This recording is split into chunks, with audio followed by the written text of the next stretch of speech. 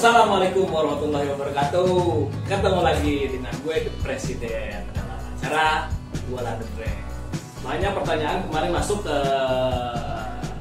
channel YouTube gue bahwa apa yang kalian tanyakan, insya Allah akan gue jawab semua. Akan gue kupas setuntas-tuntasnya.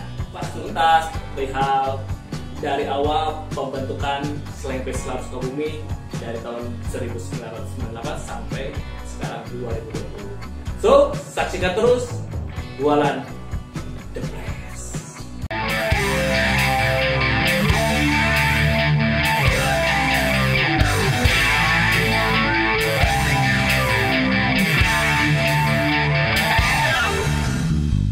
Mungkin dari kalian sebagian udah pada tahu bahwa Slanker itu dibentuk tanggal berapa, bulan apa, dan tahun berapa. Dan mungkin yang sebagian juga belum tahu. Nah, sekarang akan gue kasih tahu dari awal sampai sekarang. Mungkin akan ringkas ya, tidak akan semuanya sedetail mungkin gue kasih tahu. Tapi ada poin-poin yang memang harus disampaikan bahwa ini loh Slang Face Lab Sukabumi dengan prestasinya, kekurangannya, atau apapun itu. Slang Face Lab Sukabumi dibentuk tanggal 12 Agustus 1998. Dan kalian juga tahu yang namanya Slanker itu bahwa tanggal 12 Agustus itu pas kebetulan dengan lahirnya bunda kita semua, Bunda Ipet Sidarta. Nah, waktu itu tahun 98 yang dikomandoi oleh Bapak Rudi Suharya yang biasa dipanggil Mang Endo. Beliau membentuk dan meresmikan Slang Face Lab Sukabumi pada saat itu, yang tempatnya di mana itu? Pangerang, kalau nggak salah Hotel Pangerang. Beliau merintis dari nol sampai sekarang udah menjadi tempat komunitas dari Slanker seluruh Sukabumi kota maupun kabupaten.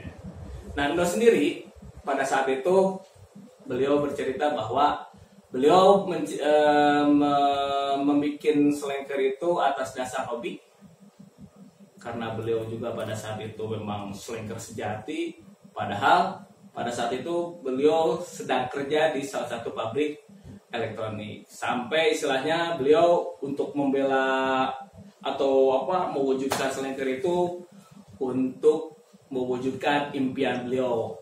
Apa impian beliau? Yaitu memanggil slang ke Sukabumi. Dan akhirnya beliau berhasil. Dalam waktu beberapa tahun itu slang sudah berapa kali tampil di Sukabumi, salah satunya Gor Merdeka, Pasar Seni, Gor Pemuda Cisaat. Itulah prestasi dari Mang Endo sebagai ketua pertama dari Slang Face Lab Sukabumi. Singkat cerita, setelah Mang Endo menjabat, turunlah ke saudara Edison Todd. Pada saat itu, waktu kepemimpinan Endo itu sekretariatnya atau mabesnya di Ciaul, di dekat SMA 3 Negeri Kota Sukabumi. Nah, setelah itu beliau meletakkan jabatannya yang diserahkan ke saudara Edison Todd. Nah, mabesnya sendiri pada saat itu yang gue tahu, Edison Todd buka di Pasar Seni yang sekarang menjadi Politeknik ya? Betul kan? Para pembuat? Iya, benar. Jadi Pasar Seni sekarang menjadi, kalau nggak salah, tempat kuliahan. Nah, setelah Edison Todd itu menjabat kurang lebih 1 tahun, dari tahun 19 sampai 2000 pertengahan, yang akhirnya Mang Edi juga meletakkan jabatannya yang diserahkan ke saudara One untuk ketua ketiga. Saudara One sendiri, beliau sukses membawa Slang Face Lab Sukabumi dari tahun 2000 akhir sampai pertengahan 2004. Pada saat itu sekretariatnya di Mabes Shopping. Alhamdulillah, mungkin yang gue rasakan masa kemasan Slang Face Lab Sukabumi itu ya waktu di Shopping. Kenapa? Dengan banyaknya anggota baru yang datang ke Shopping untuk atau ingin bergabung menjadi anggota Slang Face Lab Sukabumi. Karena memang pada saat itu mungkin komunitas yang memang eksis dan kegiatannya selalu ada ya hanya cuman Slang Face Lab Sukabumi. Oke, sebelum gua ceritain lebih lanjut dari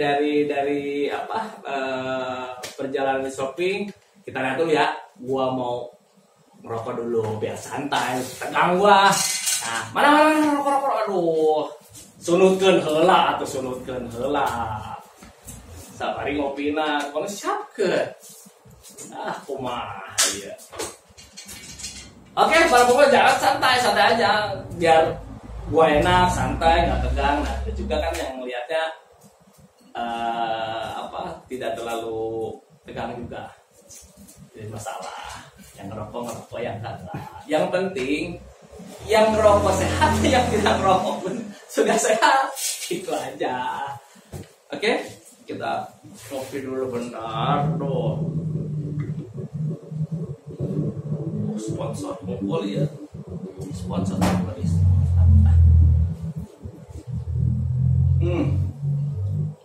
Alhamdulillah itu kopi. Nikmat. Oke, kita lanjutin lagi.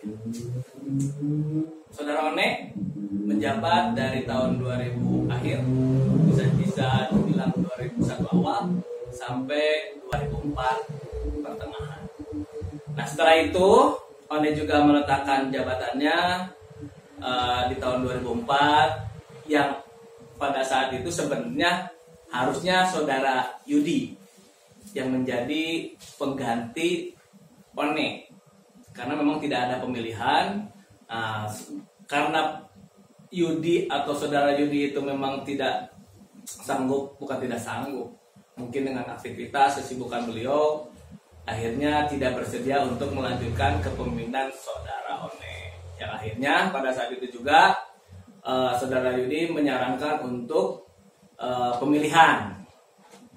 Dan yang memilih bukan memang ranting-ranting atau perwakilan dari kepengurusan, tapi diwakili oleh kepemimpinan atau pengurusan pimpinan pusat dari SFT sendiri. Pada saat itu ada berapa orang ya?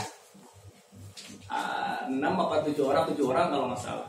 Dan sepakat pada saat itu menunjuk gue sebagai ketua umum Slang Face Lab Sukabumi tahun 2004 bulan September apa bulan November lah pada saat itu, lupa lagi. Nah, dari situ sampai sekarang alhamdulillah gue masih dipercaya menjadi ketua umum dari Slang Face Lab Sukabumi Kota dan Kabupaten. Banyak cerita suka duka, pahit, manis. Ini bisa dibilang cerita perjalanan SFC Sukabumi dari tahun 2004 sampai sekarang. Bisa juga cerita ungkapan curhat gue. Itu. Kenapa? Yang gue rasain masa keemasan Slang Face Lab Sukabumi itu ada pada tahun 2004 akhir sampai 2006. Pada saat itu anggota per bulan yang mendaftar bisa mencapai rata-rata 70 sampai 100 orang per bulan. Karena mungkin melihat bahwa Slang Face Lab Sukabumi satu-satunya komunitas yang punya sekretariat dan kegiatannya jelas, walaupun kebanyakan sih nongkrong seperti biasa, nongkrong, ngopi bareng teman-teman. Ya mudah-mudahan para pembuat juga merasakan itu, yang memang bergabung di Slang Mislah Sumi itu pada tahun 2004 sampai 2006. Nah, jadi yang gue rasain bahwa pada saat itu benar-benar Slanker itu gak ada duanya. Dari soal kegiatan, dari peningkatan anggota, dari kekompakan, semua kompak. Cuman ya itu, dengan banyaknya anggota, dengan banyaknya kegiatan yang akhirnya menimbulkan beberapa gejolak dalam artian timbullah permasalahan dari mulai pribadi, komunitas ataupun dengan komunitas yang lain. Nah, di situ mungkin tantangannya sebagai kepengurusan untuk memecahkan semua masalah yang timbul atau semua masalah yang ada. Pada situ alhamdulillah kami atau gue sendiri dengan rekan-rekan yang ada ya melakukan sesuatu untuk tetap mempertahankan Slang Mislah Sumi supaya tetap bertahan dan jangan sampai istilahnya dengan adanya permasalahan itu menjadikan kita tidak semangat atau bubar. Dan alhamdulillah mungkin pada saat itu karena banyak yang melihat bahwa SFC Sulu wah besar, masa besar, banyak, yang akhirnya terjadilah konflik yang pada saat itu ada beberapa rekan yang memang mungkin sudah tidak setuju atau tidak mau lagi dipimpin oleh gue, yang pada akhirnya ya udah, kalau gue pribadi sih silahkan aja saya mundur dan silahkan ganti sama orang yang memang mampu untuk menjalankan itu. Tapi faktanya pada saat itu mayoritas dari anggota dan kepengurusan tidak menerima dengan keputusan sepihak pada saat itu, yang memang katanya gue udah nggak jadi ketua lagi. Nah setelah itu ya udah saya pulang dan memang tidak menginginkan lagi untuk menjadi seorang ketua umum. Tapi hampir setiap hari pun banyak rekan-rekan anggota dan kepengurusan datang ke rumah memberikan pernyataan bahwa yang masih diakui untuk menjadi ketua umum itu ya gue. Dan diperkuat lagi pada saat itu dapat telepon karena memang waktu itu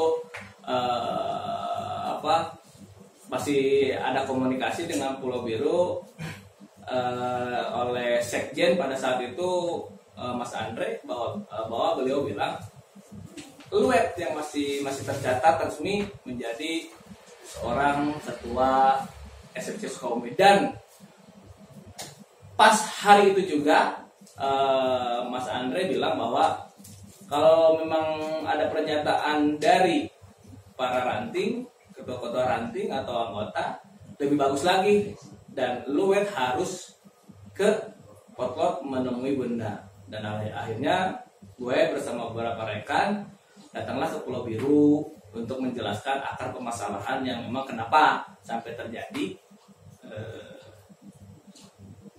perpecahan atau keputusan sepihak. Dan memang pada saat itu ditelepon sama Mas Andre bahwa gue harus ke Potlot nemuin Bunda dan membawa bukti surat pernyataan dari beberapa kepengurusan SFC Sukabumi yang memang pada saat itu rekan-rekan di beberapa ranting yang pada saat itu sudah terbentuk kurang lebih kota kabupaten itu 30 ranting. Nah, akhirnya memang gue berangkat ke sana menemui Bunda, dan Bunda memang sempat di situ sedikit emosi dengan apa yang gue ceritain permasalahan di SFC Sukabumi. Tong sedih gitu atau para pembuat, atau jangan bawa suasana walaupun sedih, tapi kalian mah harus ceria atuh. Nah, santai. termasuk kurang sepakat ada masalah iman. Tapi mau gimana lagi, karena memang cerita di perjalanan SMC Sukabumi harus diceritain. Kan dari awal udah gue bilang bahwa gue akan ngupas tuntas perjalanan SMC Sukabumi dari tahun 98 sampai sekarang. Oke ya, boleh kita sambung lagi. Pada saat itu gue ketemu Bunda karena permasalahannya sangat serius ya. Akhirnya gue ceritain kenapa sampai terjadi dualisme dan keputusan sepihak bahwa gue udah gak jadi ketua lagi. Pada saat itu Bunda pesan, kalau misalkan memang tetap siap untuk menjadi ketua, lanjutkan. Kenapa? Yang masih tercatat resmi menjadi ketua di SMC Sukabumi itu ya lu. Dan apalagi banyak dukungan dari rekan-rekan ranting untuk tetap menjadi ketua umum. Dan gue bilang pada saat itu memang ada program juga di salah satu radio di Sukabumi bahwa program itu menayangkan lagu-lagu slang, dan Bunda menyarankan ya udah untuk klarifikasi bahwa yang masih diakui di pot-pot itu atau pulau biru itu, bahwa nanti kata Bunda, lo dengan beberapa kepengurusan datang ke radio itu dan bilang ke pihak radio akan mengklarifikasi apa yang memang terjadi di Sukabumi, bahwa yang masih diakui itu gue. Dan pada saat itu rencananya Bunda mau telepon ke pihak radio secara live, akan menceritakan bahwa memang katanya Bunda mau menjelaskan bahwa yang masih diterima atau masih tercatat sebagai resmi menjadi ketua itu saudara. Cuman pada saat itu pihak sebelah yang katanya mengaku ketua juga tidak nerima. Karena apa? Ya dia tidak ada dukungan dari siapa-siapa. Karena ya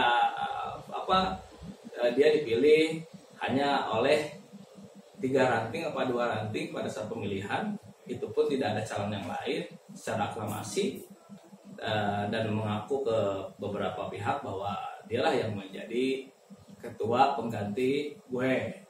Dan bisa dipatahkan pada saat itu juga, pas malam itu di radio yang berada di Selabintana. Dan akhirnya pas waktu Bunda mau nelpon tidak jadi.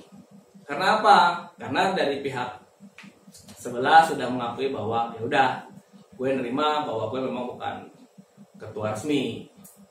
Dan akhirnya kita sepakat, kita berdamai, kita islah bahwa ayo dengan kepemimpinan gue kita jalankan lagi SMC seperti gimana mestinya. Walaupun yang gue sangat prihatin itu bahwa sekretariat atau markas besar Slang Islam yang di Shopping telah bubar karena tidak bisa membayar kontrakan. Memang sedih sih sebenarnya. Kenapa? Yang penting kalian itu sedikit tahulah permasalahan yang ada, dan sedikit tahu juga bahwa apa yang telah terjadi di SMC Sukabumi pada saat zaman di markas besar Shopping. Nah, kita lanjut bahwa setelah itu alhamdulillah gue masih dipercaya lagi dan berjalan lagi dari tahun 2006, dan karena kebutuhan dan desakan orang tua 2006 itu pas kebetulan gue mulai kerja di perusahaan di daerah Cikarang, bukan kota Bekasi, Kabupaten Bekasi. Nah di sana sambil istilahnya gue mencari rezeki di sana, gue mencoba komunikasi dengan SMC yang ada di sana, Bekasi, Karawang, akhirnya nyambung, dan gue titipkan SMC Sukabumi ke wakil gue dan sekjen gue. Ya, alhamdulillah walaupun gue kerja di Bekasi, SFC tetap berjalan walaupun dengan banyak kekurangan seperti kami tidak punya sekretariat dan memutar otak untuk gimana caranya nih bahwa walaupun tanpa sekretariat kami masih bisa nongkrong. Nah, pada saat itu alhamdulillah ada yang memberi tempat di salah satu lokasi yang sekarang itu menjadi BPJS, kantor BPJS. Nah, seberangnya sekarang udah nggak ada rumah yang kemarin sempat menjadi markas besar itu udah nggak ada. Setelah itu kita mencoba untuk menyewa salah satu kios yang ada di Jalan Surya Kencana depan gereja apa itu lupa, dan di situ pun tidak lama karena satu kontrakan yang memang lumayan mahal dan tidak kurang strategis lah. Nah, setelah itu juga kita mencoba untuk pindah ke rumahnya Nyonyo. Nah, itu Nyonyo masih imut-imut pada saat itu dan Nyonyo menyarankan ya udah katanya nongkrong untuk sementara itu di salah satu dealer motor yang ada terletak di sebelum Cigono. Kalau dari sini sebelum Cigono. Nah, disitulah berjalan, mulai bangkit lagi, mulai semangat lagi, mulai banyak lagi yang nongkrong walaupun kekurangannya tidak berbentuk sekretariat tapi cuma nongkrongan aja. Dan alhamdulillah pada saat itu bos dealernya juga malah memberi fasilitas kalau mau bikin kegiatan atau apa, katanya silahkan, yang penting selama kalian kondusif, tidak membuat rusuh dan menjaga kebersihan, menjaga kebersihan, silahkan. Mau sampai jam 12 atau mau sampai pagi silahkan. Dan pada saat itu juga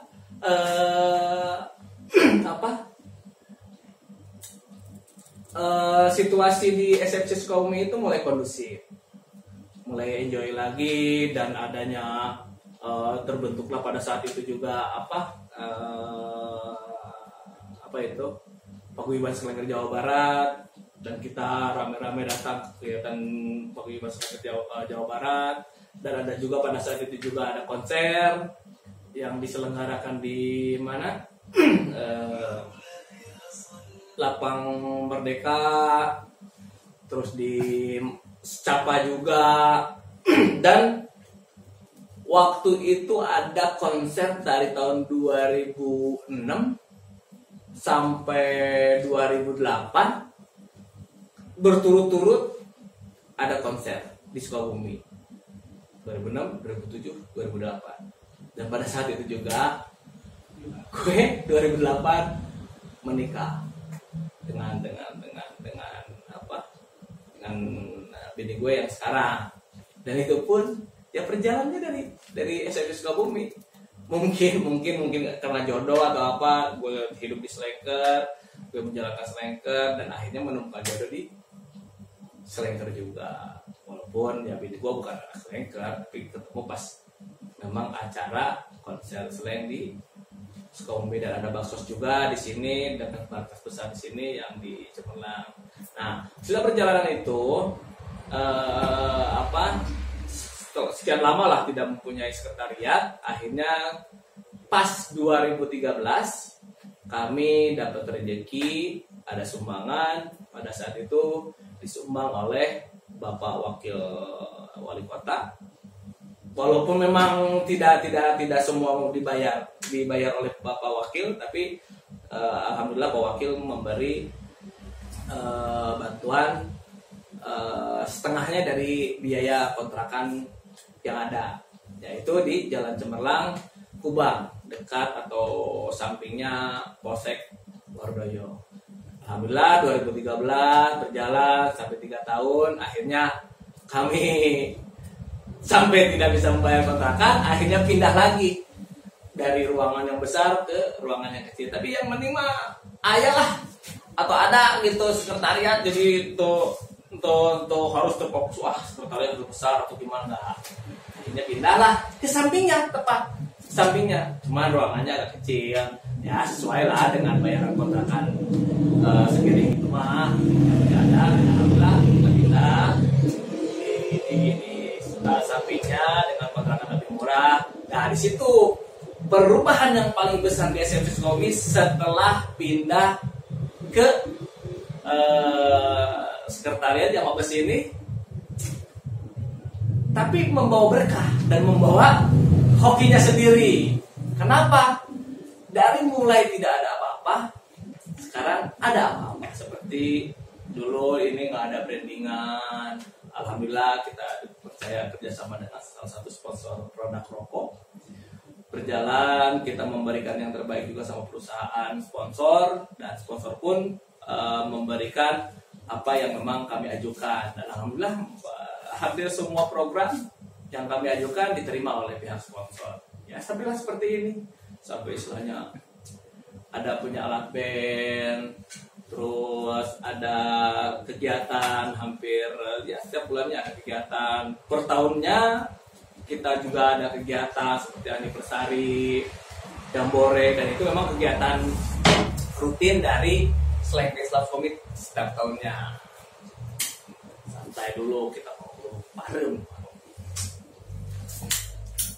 Aduh, capek nih dah pas tuntas teh. Jadi ya mau gimana lagi, ini tuntutan bahwa dari beberapa para pembual atau bualan untuk menanyakan pertanyaan-pertanyaan yang memang harus gue jawab setuntas-tuntasnya. Santai dulu sampai kita ketemu break.